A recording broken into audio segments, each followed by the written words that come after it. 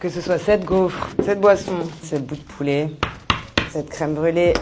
Ici, toute la nourriture qu'on fabrique est fausse. Ces factices, la plupart du temps, ils se retrouvent dans des vitrines de grandes maisons de pâtissiers, de chocolatiers, pour éviter le gaspillage alimentaire. On a une commande, on doit reproduire des sandwichs. Je vais peindre les petits bouts de salade pour donner un petit reflet comme sur la vraie. On refait totalement l'assemblage comme les chefs le font. Je mets de l'eau chaude pour ramollir la résine.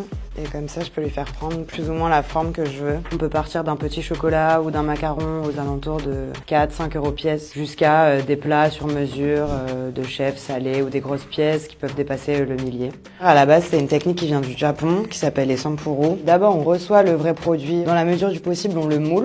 Et ensuite, on va tirer avec un matériau adéquat. Souvent, c'est avec de la résine. Là, il va y avoir 2 couleurs.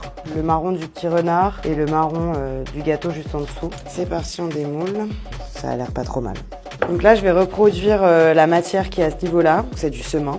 C'est une matière qui sèche. Et je vais intégrer des vrais grains de vanille dedans. C'est la seule fois où on utilise du vrai alimentaire. C'est le seul petit moment factice de luxe. On va la mettre dans une poche à douille pour nous permettre de faire le même effet que les pâtissiers. Pour reproduire les mêmes techniques que les pâtissiers, on utilise les mêmes outils qu'eux. Une poche à douille, ça peut être un tamis, de la petite poudre, ça va pouvoir imiter du cacao en poudre. C'est de la résine que je râpe. Là, je repasse juste un petit peu de peinture que je vais frotter délicatement sur ma pièce pour imiter encore une fois le vrai, où on voit que grâce à leur flocage sur la pâtisserie, les poils ressortent un peu. J'adore mon métier, on s'ennuie jamais, c'est toujours différent. Se creuser un peu la tête pour trouver des façons de rendre la chose la plus réaliste possible, c'est trop bien.